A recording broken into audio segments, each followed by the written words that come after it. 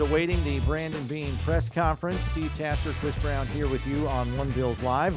A reminder to check out our daily show, One Bills Live, here on WGR and MSG every Monday to Friday, noon to 3 p.m. But it looks like we are ready now to turn things over to Bills general manager Brandon Beane as he begins his pre-draft press conference with the media. Just want to thank the scouts, the college guys. They've done a heck of a job in an odd year to try and gather information, watch players. They couldn't be on the campus as much. It was more game only. And so a lot of digging and a lot of zooming and you know, all the world we're in, but they've done a heck of a job helping us get this board set. And then our coaches, the past month, once we got through free agency, have really jumped in head first and zoomed a lot of these guys to help us get to know them more, and either allowed us to jump on them or go back and watch some of them. And we're still kind of doing a little bit of that as we wrap up. So thanks to, you know, all those people and their hard work, and we're excited for where we're at. All right, we'll get started with Sal C. Hey, Brandon, good to see you. Thanks for doing this today. Thanks, Sal. Good seeing you, buddy. I have a non-draft question, if I may, to start off with. You have the fifth-year option coming up on May 3rd, the deadline for both Josh and Tremaine. Have you made any decisions on that? And, you know, any updates, I guess, you could give us on where you stand with those? Yeah, short answer is we're going to wait till after the draft to figure that out. We've had some discussions, but really that'll be front and center as soon as the draft's done. The hard part this year is going to be the cap has gone down. Don't know exactly where it's going to be next year. Probably not a huge increase. You know, Josh's numbers in the 20s because of a Pro Bowl. Tremaine has made a couple Pro Bowls. He's pushing 13. So, you know, you can't really be flexible with those cap numbers. So we've got to make sure if we pick them both up, you know, that we're going to have close to 35 million space in next year's cap. So it's not an ideal scenario from that to pick them both up and not extend them. So we just got to kind of figure out how we can make that work in our system. But we'll have that answer, you know, once the draft's over, Sal. And how has re-signing Daryl, John, and Matt maybe opened the draft up for you guys, opened the board up? Or does it not really matter because you just kind of go about your business the same way, basically? Yeah, I mean, it helps. You know, the goal is to try and fill as many spots as we can so that we're not going into this draft with a void somewhere. And, you know, if we hadn't been able to sign those guys and then didn't find, you know, if they left and we didn't find proper replacements, you know, it's not fun going into the draft going, man, we can't get out of day two without this player. It puts a lot of pressure on you. And sometimes now you're reaching a little bit, and it can happen because sometimes, you know, you lose a free agent and you're not able to find the right guy in free agency for whatever reason. So I've seen it happen, but, you know, very glad to get those guys back, and it does help open the board up to us not to have to select for need. Thanks, Brandon. You got it, Sal.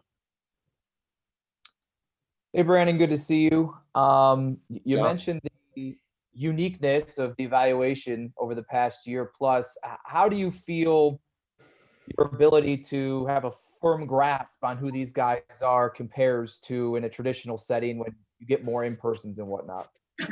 Yeah, I mean, it's not as good, John. That's real. We've done a lot of things, and we've answered a lot of things that we would in person via Zoom. And sometimes it's, you know, you bring a guy in, you can spend a few hours with him. The Zooms are limited to one, and there's still that barrier of the Zoom. So some of these guys, we've said, you know what, I still don't know if I know player X.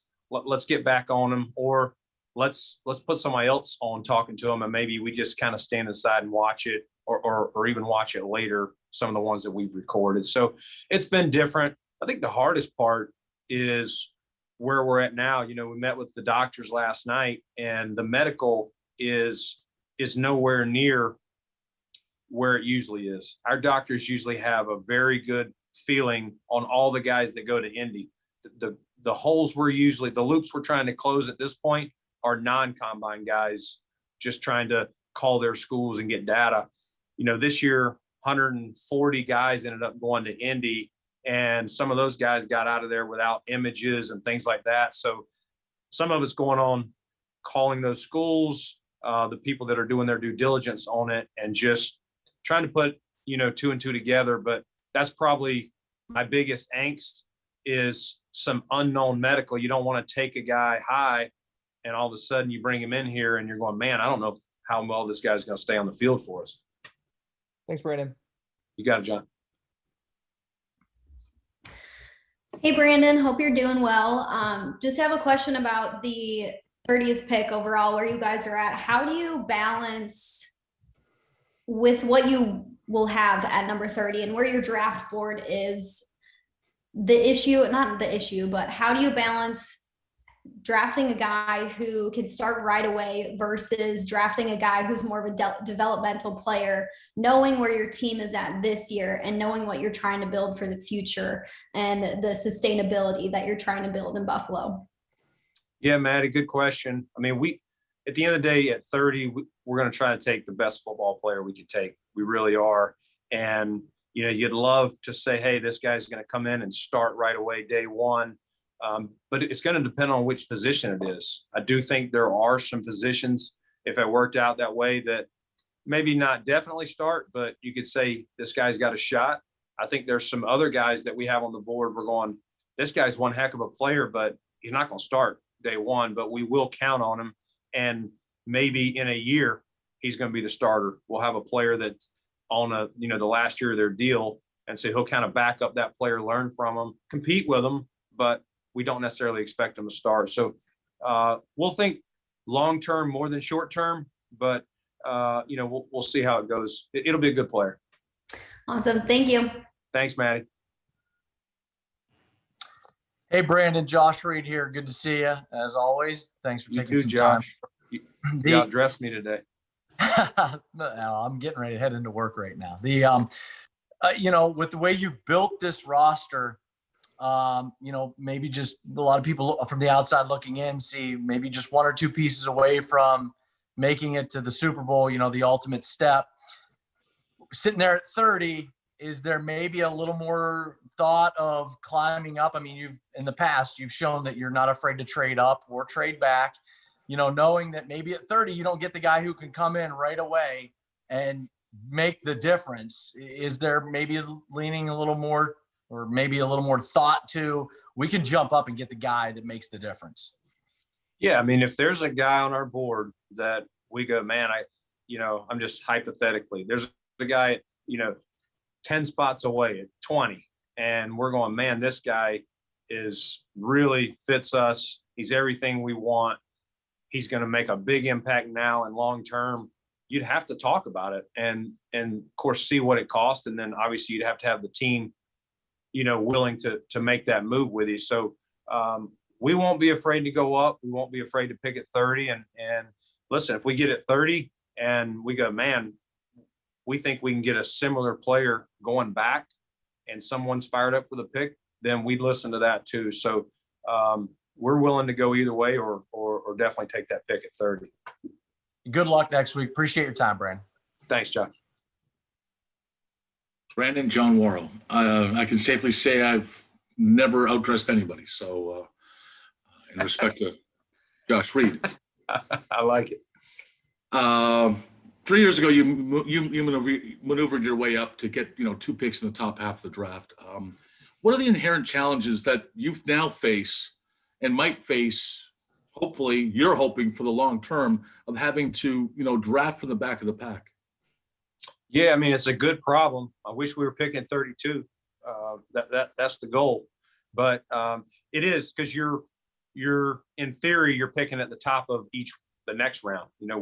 We basically have we're 3 picks away from the top of the second round. So a lot of times when you're coming to the end of the round, we're either going to be picking at the very bottom of 1 or we're going to be picking out of the second round, just depending on how it falls. And same thing at 2, we may be picking out of the top of the third round.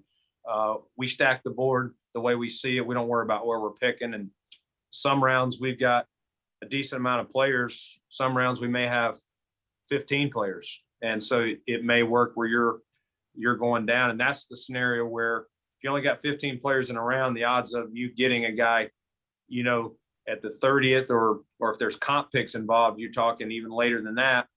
That's where the scenario, you're either going up or you're trying to go back to get the value for the pick. So just to follow up, how is it a mental, a conscious readjustment of philosophy that you have to take now in this scenario? Not really. It's really just set your board and trust it, and let the board tell you what to do. And that's where it is. If we get to pick 30 and we've got nobody at the bottom of 1, on our board, and it's in 2, and maybe it's at the top of 2, you're like, hey, that's close enough, we'll take it. But if the highest player would be way down in 2, that's where we're going, man, we need to move back, or the scenario earlier, we need to get up before our board gets cleaned out. Fair enough. Thanks, Brandon. You got it, John. Hey, Brandon. What's up, Vic? How you doing, man? Good. You, buddy? Real good. Thank you.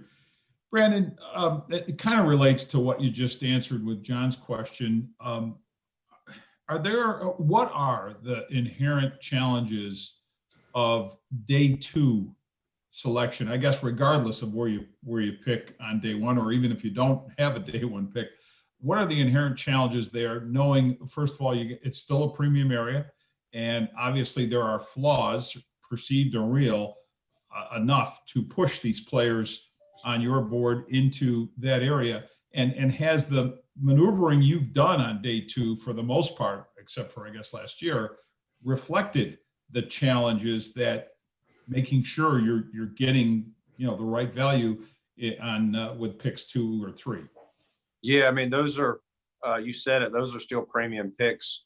It's probably a more exciting day than day 1 in a lot of respects, because you're still hoping to get 2 players that maybe they're starters, maybe they're not, but you're hoping they're vital contributors, if not immediately, through their career, depending on who they're backing up and what position it is. So it's very important for us to hit on those.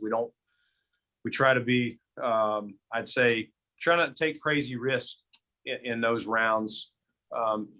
Maybe take more of your risk later, on a height, weight, speed guy, or this guy's been a lower school player and you feel like his best football is ahead of him once you get him here, things like that. But no, it's an important round. Fridays is a very fun draft day. That's what's cool after round 1, is seeing what's been taken off the board and looking, at what's there as you enter Friday's round. And are you going to want to start calling, and do we want to start moving up? Is our board starting to get cleaned out, or are we going, man, there's a lot of guys here, we can really be patient, get a guy, or even move back and pick up, a later pick. We don't have a 4 this year. So would it make sense to, if there's a lot of guys in the second round that we would be happy with, to, if someone wanted to come up, go back and we pick up a 4th or an extra 5. So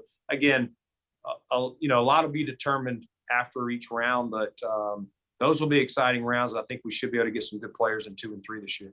And quick follow, you said exciting, you said, I think, fun, but is it fair to say it's tougher because of that nature of its, you still know these aren't the take a chance picks, like you said, they're very important and premium. Is it tougher to get it right there, I guess, is where I'm going with day 2. Yeah, I mean, I think every round you go down, it gets harder. It definitely does, because early in the draft, you're trying to decide, you're looking at this player and all the great things he can do for you, but you do have to ask yourself, what would cause this player to fail? Like what scenario in our facility would cause him to fail? And if you come away and it's other than an injury or something like that no one can control, then you feel really confident. And as you go down the draft board, it's, all right, this guy's not as high as some of these other guys, but what trait or traits is he going to overcome? What does he have? Maybe it's intangibles. Like this guy, he's not a height, weight, speed guy, but he's smart. He studies. He's the first guy in the building, and he's going to find a way. And we see those guys all the time that are undrafted players. Levi Wallace is a great example of a guy who doesn't have all the great traits that first rounders have, but he's got elite intangibles, instincts. And when you add that up, he's going to play in this league for a number of years. And it's guys like that you try and find in the later rounds. We were fortunate to get him as a free agent. Thank you, Brandon. You got it. Hey, Brandon, it's Jay with the Buffalo News. I hope you're doing well. Maddie touched on this earlier with her question about the idea of the sustainability of success that you guys have had. But you've got Josh, who we all believe is going to be in a different stratosphere with his contract here at some point. Does that knowledge impact how you approach this draft? Because that's going to have a trickle-down effect on how you build your entire roster when you have to pay your quarterback. Do you have to look at certain positions or players and say, we don't know if we're going to be able to afford this guy? Does that impact your draft planning? Yeah, I mean, it definitely does. We do have to look at what's coming down the pipe as far as guys that are going to be free agents next year, or are there players that are going to have a high cap number that we may have to make a tough decision on depending on where the cap goes. I mean, there's less uncertainty than there was a year ago, but there's still a lot of uncertainty. Are we definitely going to have full stadiums? Or, which impacts the revenue, which impacts the cap. Just all those things will be part of the process. But the cap is probably not going to go up a lot next year. I think it will increase from this year, but I don't think there's going to be a giant increase. So I think a lot of teams, including us, are still going to have some tough decisions going forward. So we've got to be smart with these picks, finding as many guys, cheap labor, if you want to call it. I use that term loosely because, player salaries aren't cheap, but in comparison to what you would be paying a franchise quarterback or what we're paying Tre'Davious and Steph and all those guys, we've got to find some guys on the lower end because you still got to field a team and you got to find enough guys to line up and start for you. And in turn, does that maybe impact how you would view potentially moving up as opposed to down, given that going up sometimes sacrifices those draft picks? You know what I mean? Yeah, exactly. No, it's definitely something we would have to weigh as far as, okay, if we're moving up, how far is it? For moving 4 slots is probably not going to kill us. If we said, hey, we want to go to number 10, you're spot on. That's probably going to really cost us. And so if we were to do something like that, how are we going to make up for it? Where are we going to, account for these picks that we lost, which are 4-year deals that, at a controlled cost. So that's definitely something we'd have to weigh as far, and each round you go down, it's less expensive to move up. So maybe in round 1, we don't do it, or definitely not be hard to take that kind of move to your point, but maybe in some of the mid to later rounds, it makes more sense. You're not having to give up as much, especially if you're looking at your board and you're going, all right, let's look at the 6th round. How many of these guys, based on what we've already taken and what we know, have a legit shot to make the 53? Thanks, Brandon. Appreciate your time. You got it. Hey, Brandon, good to see you. You were on a podcast recently with Steve Weiss, Jim Trotter, and you had a great example of, going back to your Carolina days of drafting Thomas Davis to deal with Michael Vick. And I'm curious, after getting 2 looks at Patrick Mahomes this year, this entire offseason to break down those 2 games and Kansas City and all that, have you guys kind of arrived at what it is specifically that you need, not position-wise, but maybe in terms of a player or skill set to kind of position yourselves better in those matchups next year? Yeah, I mean, maybe if we get a 12th defender on the field, that would help. But no, I mean, he's an MVP. He's elite. He's been, 3 years in a row. He's, twice he's been in the Super Bowl and once the AFC Championship. So he's up there for a reason. And when you're facing guys, there's very few guys, that have already what he's done, accomplished what he's already done, in 3 seasons playing. And so it's going to be a tough match, no matter when we play him, where we play him, how we play him. And you just got to try and, on the defensive side, build as many weapons as you can, whether that's in the secondary, whether that's speed linebackers to chase them down. Obviously the front. I mean, you saw what Tampa did. Their front really did a nice job versus Kansas City's front, which affected him and got him off his spot. But you can see, even with Mahomes, how good he is. Some of the throws he made, even when they got him off the spot, the play's not dead. So it's getting him, flushed out, but then still having speed. And can your secondary hold up long enough? And they've done a great job with their team speed, at the receiver position. Obviously, Kelsey is, one of the best tight ends, if not the best in the league. So a lot of weapons that he has, and he does a great job of either hitting them immediately, or if the pressure gets there, extending. So it's a tough assignment for any defense. And for Leslie, I know he's watched a lot of film, and Sean probably too, of how teams have played him, who's had success, how they've had success. And so we'll continue to try and add, as many defensive players that can help stop him, but it's never going to be easy.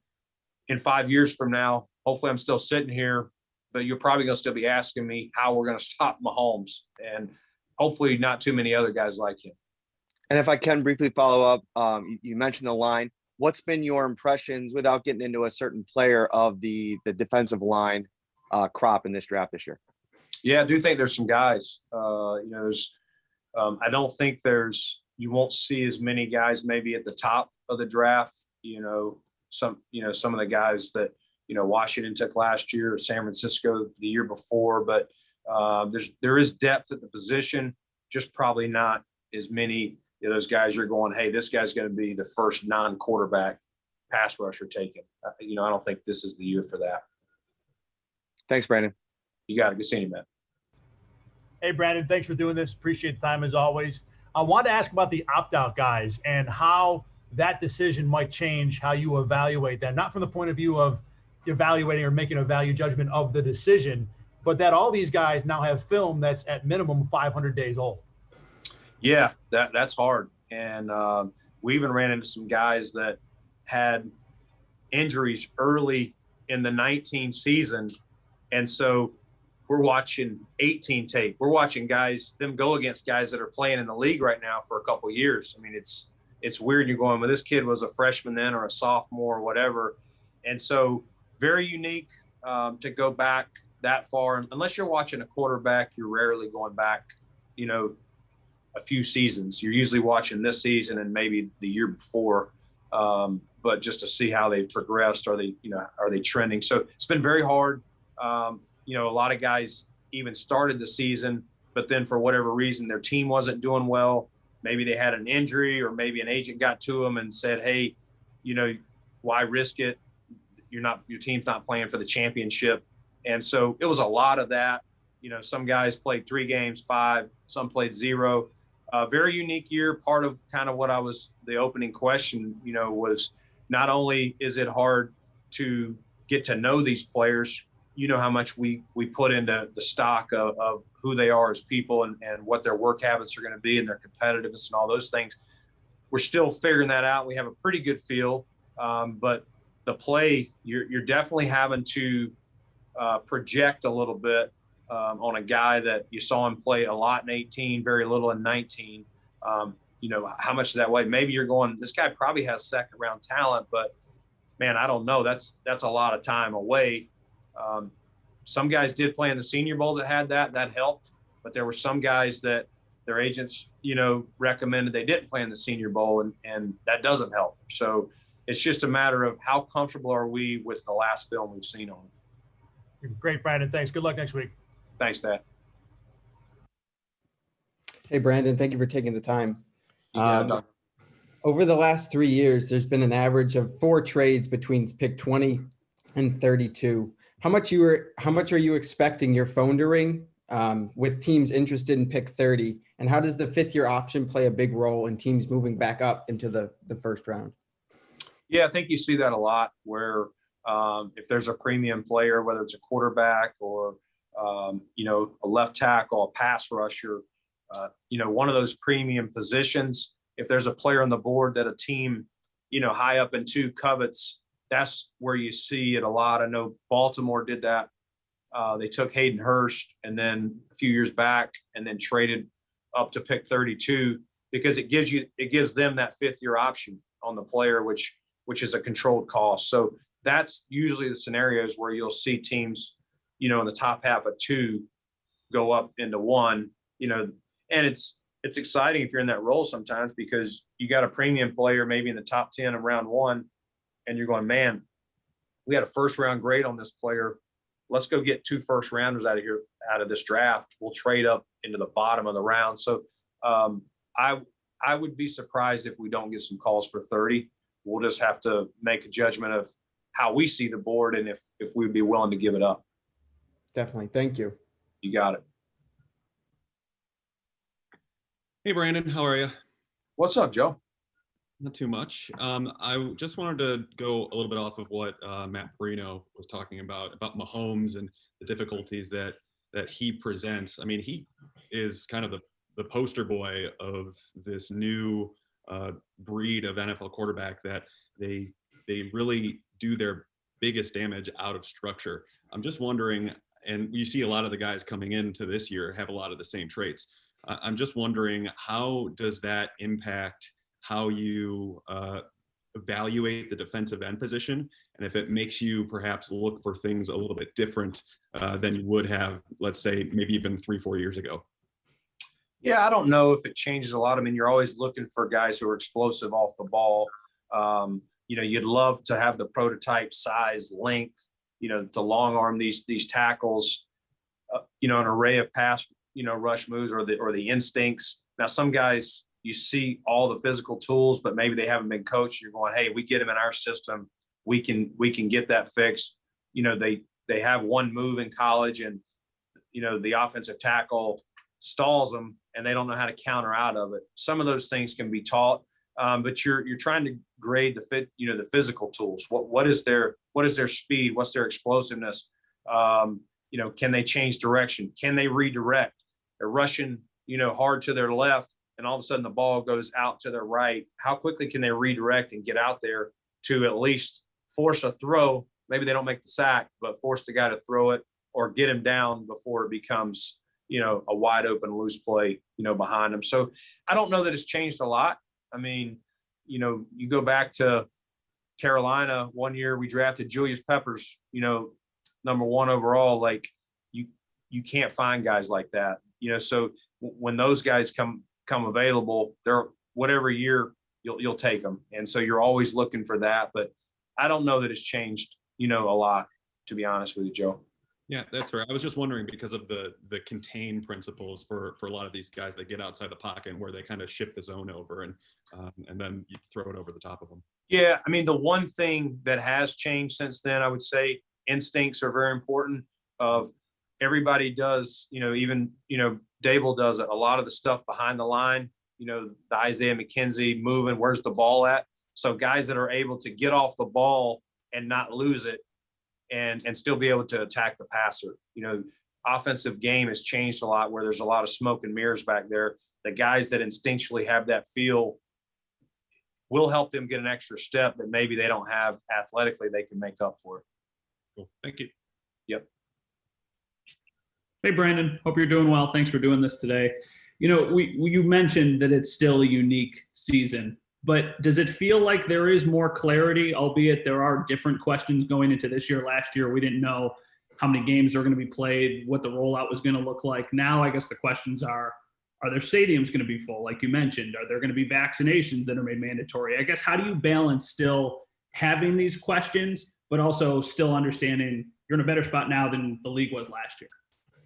Yeah, I mean, I think, the whole country's in a better spot. Obviously, we're not past it, but I do think that this league showed they could do a training camp, 256 games plus a full playoffs, that it should be better. And, hopefully, as the country continues to get vaccinated, hopefully all stadiums will be full. If not, hopefully close to full. I think that will make the environment what we're all used to and what we all enjoy. So I think we're in a much better spot. We're excited about where it's at. Still a lot of unknowns. Our focus really is just here is to control what we can control, which is try to get better. Our players, started the offseason program and then us here trying to get better with this draft coming up next week. Cool. Thanks, Brandon. Thanks, Matt. Hey, Brandon, how you doing, man? What's up? How you doing, Marcel? Can't complain a bit, but you've spoken a little bit about trading down. I'm curious if, in your mind, there's an inherent value in having in keeping that first round pick instead of acquiring more capital, or is there an option that you prefer over the other? No, it's really not. I think either way is good. It's doing what's best for you. If I could tell you this, if there's a good player there, we're not trading down, because there's no guarantee. You trade down 6-7 spots, there's no guarantee that player is still going to be there if you've got quite a wide gap in your board of who the next player would be. So now the inverse of that is, if our first round's completely wiped out of players and maybe the top of the 2 is wiped out also, then you're really trying to trade back to maximize your value. Doesn't mean you'll be able to do it, but that's when you would consider doing that. The nice thing about the first round pick is you have that 5th year option. It's that extra year to protect you, gives you some time to get the player extended. But at the end of the day, if we'll just do kind of what makes sense and how the board falls, each pick, we're so far down there, there's going to be a lot of unknowns, especially once the quarterbacks go. Yeah, that was actually going to be I guess, kind of sidebar question was, is there a scenario in which you want to use that first round pick specifically to activate the 5th year option, or is it, not worth picking a player that you're not necessarily comfortable with in that range? Yeah, I think I would definitely take this pick if there's a guy that we're excited about and we've got a good, a solid first round grade on. That's where I would be less likely to move back, unless there's just a lot of guys still floating around at the bottom of 1 or the top of 2 on my board, where I go, hey, I can go back 7 or 8 spots and still get one of these other guys, plus acquire, whatever, an extra 3rd or an extra 4th, whatever, how far the move would be. So we're very comfortable staying at 30 and getting that 5th year option. But again, we'll just kind of listen to the board and see what happens. Got it. Appreciate you, Brandon. You got it, Marcel.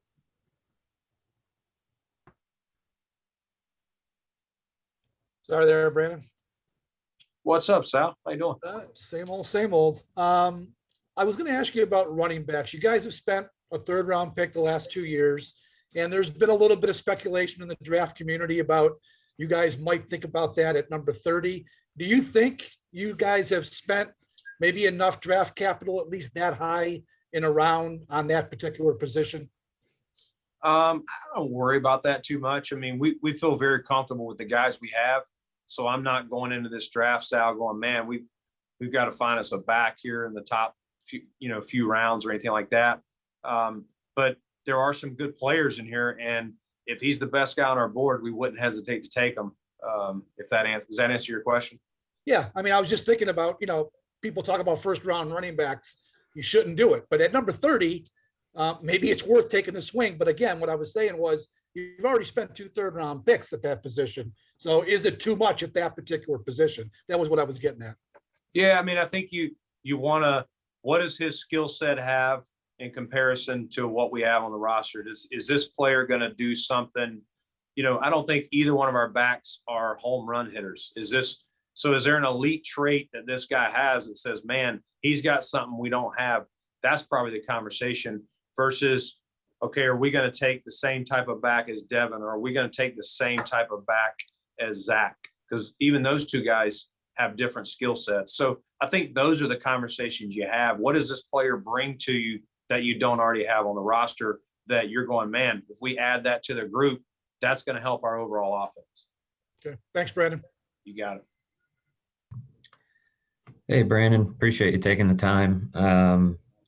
You've mentioned a few of the weird parts about this draft, like, the scouting, and the opt-outs.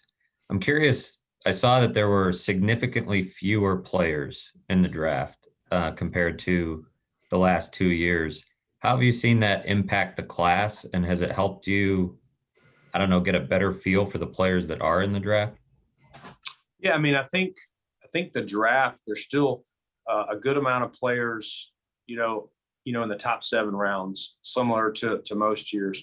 I think it gets thin after that. A lot of these players that got told by either agents or their coaches or whatever that, hey, I don't know if you're going to get drafted.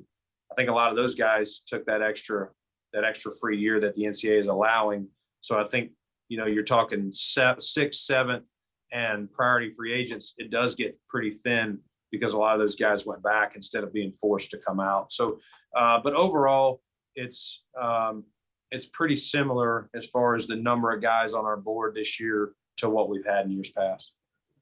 And how has the off-season program started for you guys in terms of player attendance and participation? I know that's been kind of an issue around the league where some players don't want to come back to the facility. What's been the communication so far for you guys on that front? Yeah, our guys, they're still working through, who's going to come in and when, and we do have some participation. Obviously, it's not like most years, and but Sean and I have been in communication with them, with at least the captains, the leaders, and they've done a great job of communicating with the group, and then kind of communicating back to us where their comfort level is on things, and so that's all we can ask. Sean and I are very appreciative. These guys have done a great job of communicating with the group and then letting us know, and also allowing us to give them some insight into our thoughts on things. And that's what you want, two-way communication. And we'll continue to do that as we navigate the next 9 weeks. Thanks, Brandon. You got it. Hey, Brandon, good to see you. I just wanted to, I know you addressed the 5th-year option with Josh and Tremaine off the top, but I think it's kind of worth a follow given some of the things you had indicated prior. So I guess my question on that is, I know you were going to talk as far as contract went after the draft into May with Josh. Is that still on schedule? And how would you weigh the chance of maybe doing something next year? As I think you had indicated that on a podcast. Is everything still on schedule as far as Josh is concerned in that long-term deal? Yeah, Josh and I have spoken, and I've also had one conversation with one of his representatives that we're just going to get through the draft, and then when we get to later spring, maybe summer, there's no rush, but we'll have some kind of conversation. And listen, we would love to get Josh extended, no doubt, but it's got to be a number that works for him and works for us, and that's been my conversation with them, and they know the same, and we're all on the same page. Josh wants to be here, which that's the first thing. Does the player want to be here? Josh wants to be here. That gives me hope that we'll get something done at some point. I can't guarantee it'll be this year. The good thing is we do have time. And I think I did say on that podcast, we tried in Carolina to get Cam Newton done at this time, and it didn't work. We weren't on the same page with his agent on where the value is, where they saw it. And so we just said, hey, no hard feelings. We're all on the same page here. And we just pushed pause. He played that season. And then after that season, we got it done pretty quick. That next off season, we were more on the same page. So I guess what I'm saying is you can't force it. It happens when it's supposed to happen. And if it happens, this year, great. If it doesn't, I'll be very positive that we'll get it done next year. Thanks. And just a quick follow, if I could, to Matt's question that he had asked just prior.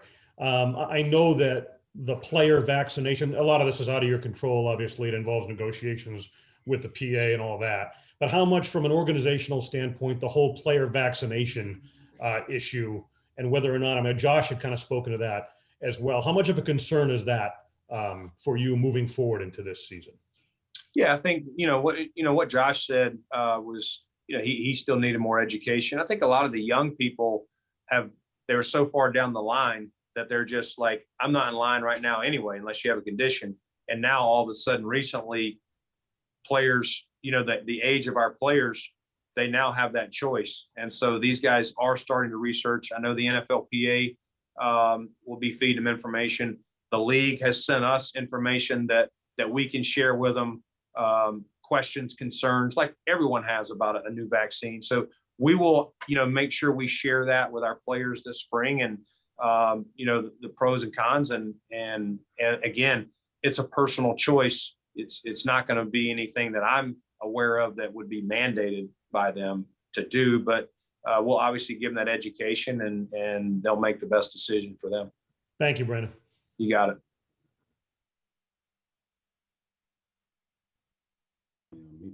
Yes, good afternoon, Brandon. George Radney, Challenger Community News. How you doing this afternoon?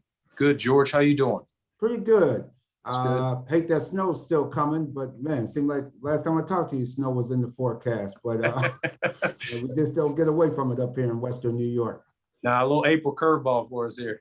Absolutely. And my question is, with the offseason program and the way that the NFL Players Association is talking now, do you most general managers throughout the league, when you guys have your meetings, do you see down the road that it might turn into virtual each year? And then you just maybe the free agents, guys who are up for free agency, they're the only ones that may be able to come into the different stadiums and so forth for physicals and so forth. When you're looking at guys for free agency, do you think this might be a thing of the future? Because the way the union's talking, it sounds like they want to make it go back to the way it used to be, where the veteran players don't have to come in until May or June. Yeah, I'd be surprised if it was. I'm not saying something wouldn't be altered, but last year's CBA that was agreed upon, that was part of the deal, the off-season program and the phase 1, phase 2, phase 3. So, barring the union probably giving them something back, I doubt you see it go away. Again, that's handled at a much higher level than I am, but I know the players are pushing for some of that, but I think that would probably be a conversation more for the next CBA more than in this one. Okay, and last question for you.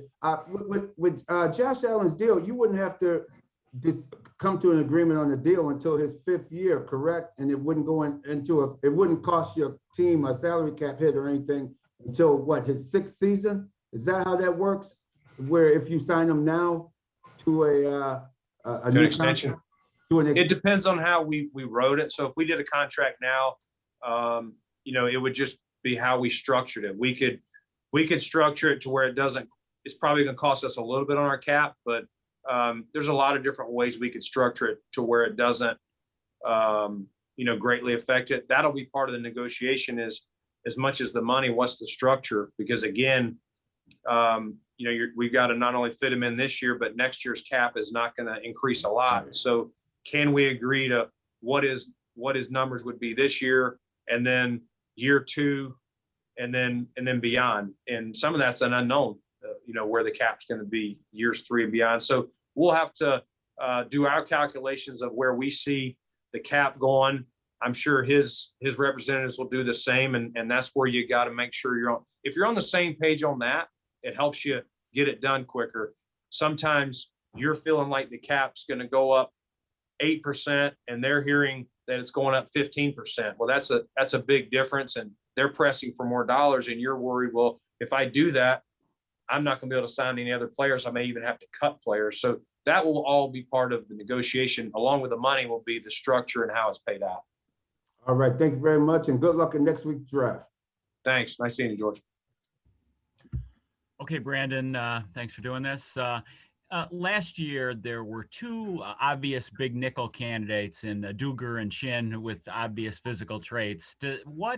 How would you characterize the depth of candidates for a big nickel position? Obviously, there's a lot more smaller linebackers, but is the pool, how would you characterize? Is there a lot, a little? Is it really hard, just a limited number of guys who really could start in that role? What do you think of that spot?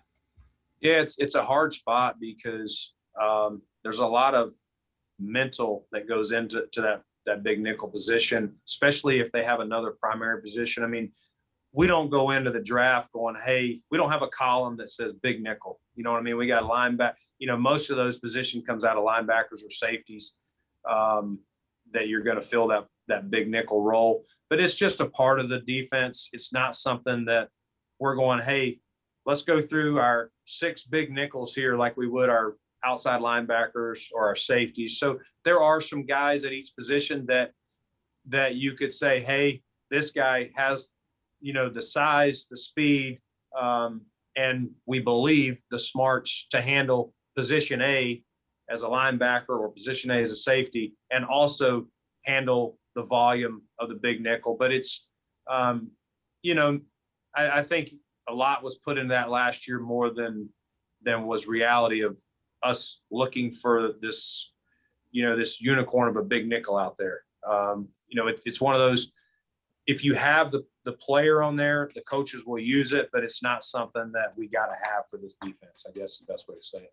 Great. And then real quickly, Tommy Sweeney, is he physically going to be good to go?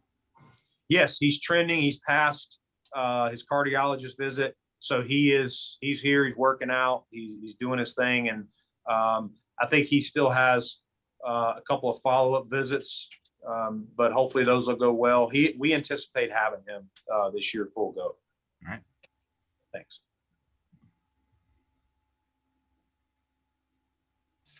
Brandon Beane, aka the burglar, around this time. Mookie Hawkins, Waffle Sports 1080. How's it going, sir? What's up, Mookie? Appreciate the intro, man. I got to get you all the time, man. Yeah, last year around this time, we spoke about getting those impact players in those meat and potato rounds, those 4th, 5th, and 6th rounds. Last year, you did an awesome job with Gabe and Fromm and Bass and Hodgkins. Without having that 4th round pick to start the meat and potato rounds, how much strain is that putting on your draft board right now? Well, you know, I wish I had it, but I like what I got for giving it up. So I have to remember that. The other part of it is we do have the extra 5th. So if the one thing we could do is, listen, if there's a guy in 4 that we're really excited about, we could use that extra 5th and move up. So it's just how you do it. Like I said earlier, who knows? Maybe there's a scenario where somebody wants to come up and around and we don't want that pick. We'd rather move back and we pick up a 4th or even an extra 5, which you use 1 5 to get into the 4th, and then you still got a 5. So we'll see how the draft plays, but I'm not too worried about it.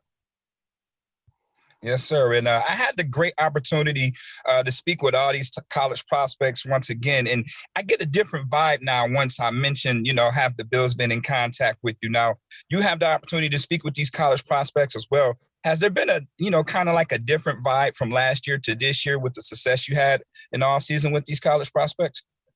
Yeah, I think the guys are, you know, we were on national TV more, so people kind of know. I don't even think some of these players knew where Buffalo was before. So I think we're moving in the right direction. But no, it's been good. A lot of great young men that we, you know, unfortunately we hadn't got to bring them to Buffalo like we used to with the 30 visits and things like that. But I think whoever we get, we'll be excited to join our team.